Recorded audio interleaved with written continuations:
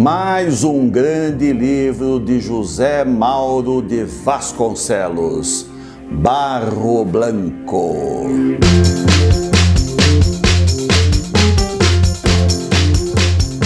Se não for inscrito no canal, se inscreva no canal, tecle o sino, porque assim você é informado sempre que um programa novo é lançado. E eu te digo, hein?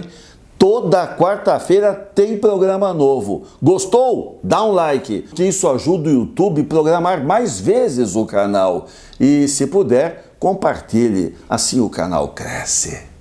Hoje eu vou falar de um autor que eu já comentei várias vezes aqui no nosso canal. Aliás, existe uma playlist sobre esse autor e depois, se você achar interessante, acesse a playlist do canal que fala dos livros de José Mauro de Vasconcelos. Já falei aqui no canal de livros famosos dele. O primeiro, Rosinha, Minha Canoa. Depois, Meu Pé de Laranja Lima. Depois, Rua Descalça. E por fim, Confissões de Frei Abóbora. São 4 livros já divulgados e hoje eu vou falar do 5º romance que eu acho maravilhoso dele, que é o romance Barro Blanco.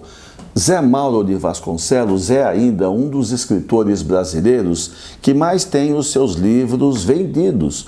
Os livros dele são trabalhados em muitas escolas. Ele é um autor que fala da nossa realidade, de um jeito simples, de um jeito gostoso de ler. Eu garanto, se você pegar um livro do José Mauro para ler, você vai começar a ler e de repente você está envolvido. A leitura rende, não tem uma linguagem difícil, é uma linguagem acessível e ele trabalha muito da nossa realidade. Esse livro, Barro Blanco, por exemplo, eu fiquei sabendo, eu não sabia que ele tinha escrito esse livro. Eu era ainda jovem, eu fazia, acho que é o 1º grau, não sei o nome que você dá hoje aqui, essa parte do estudo. Estava fazendo lá, não tinha entrado para a faculdade ainda. Estava antes, fazendo os cursos de escola. Eu ia para a escola, colégio, essas coisas.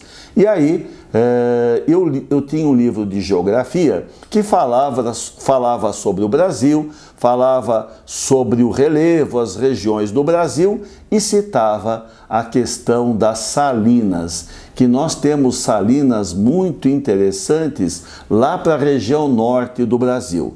E, em especial, falavam de uma cidade chamada Macau, que é uma cidade no Rio Grande do Norte, onde as salinas são uma principal, ou eram, não sei se ainda continuam, mas enfim, era uma principal fonte de rendas da população.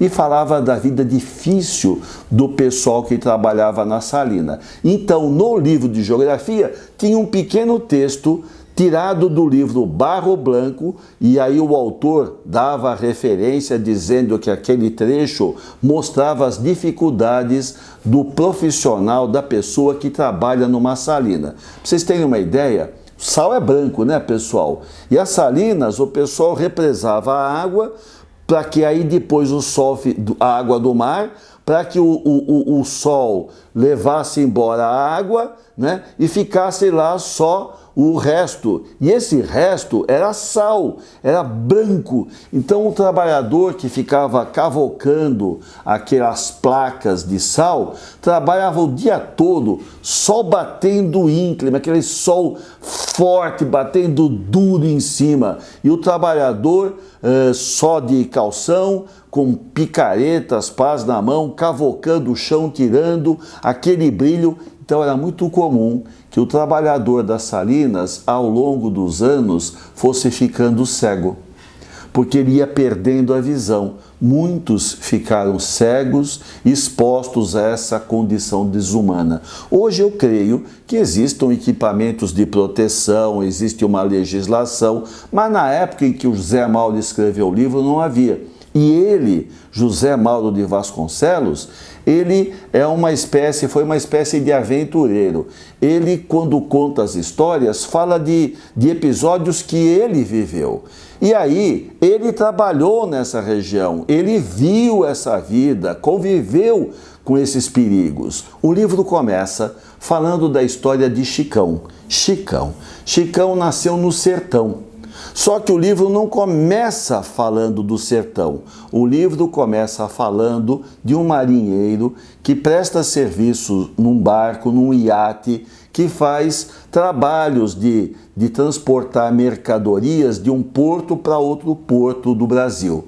E ele e mais os colegas dele trabalham nesse barco, nesse iate, de sol a sol, transportando, navegando. E é muito bonita a história. E à medida que ele está navegando e vai andando, ele vai pensando na vida, e aí a gente começa a entrar no mundo desse personagem. Tão logo a gente chega no mundo dele, a história pula e volta no tempo.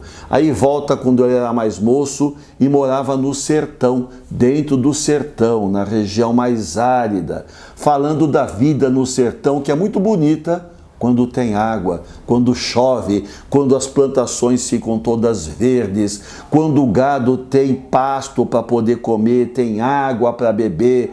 Fala das festas, da alegria do nosso sertanejo. Ele vai contando a história até o momento em que a seca chega, e é uma seca grande, que vai durar mais de um ano. E aí ele vai vendo os animais morrendo, as famílias mudando, e ele então, apesar de ter vivido a maior parte da vida naquela região, ele é moço ainda. Chicão tem seus 20 e poucos anos, e ele não vê possibilidade de progresso lá, uma seca, uma miséria. Então ele se despede da família que cuidava dele e vai em direção à cidade de Natal, vai em direção a procurar emprego para trabalhar no mar. E ele chega, vai trabalhar no mar, antes disso consegue emprego na salina, vai contar a história dele na salina, depois no mar, depois tem um monte de coisa que ele vai contar. Tem uma passagem maravilhosa em que ele vai disputar com o rei do braço de ferro, quem que é o melhor cara no braço de ferro, que tem até um prêmio que passa a usar o vencedor. Leia o livro. Eu ia dizer, assista o filme, porque é um livro que daria um belíssimo filme. É uma espécie de roteiro, muito bonito. O final é meio assim, mas assim, leia, e depois você me diz aqui, escreve nos seus comentários o que você achou. Prepare-se, porque de vez em quando, não sei se você é como eu sou muito emotivo, sabe? De vez em quando dá umas vontadezinhas, uma lagriminha escorre escondida assim da sua face, vendo as desventuras dessa gente brava, dessa gente guerreira, que enfrenta a realidade dura do sertão, cruel do mar, do trabalho difícil.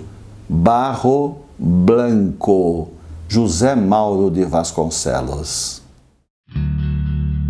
Para terminar, logo no início do livro, em que a história está sendo apresentada, nós temos esta passagem. Olha que coisa linda! Eu peço a você, tente acompanhar na mente as imagens que vão ser descritas.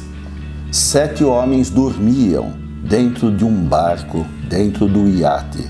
Os 7 dormiam, era a noite. Dentro da noite, 7 homens dormiam dentro daquele iate, em cima do mar. E lá em cima, muito mais em cima, São Pedro, que protege os pescadores e também os marinheiros, ficou montando guarda, fazendo o seu quarto do trabalho, enquanto Nossa Senhora dos Navegantes descansava.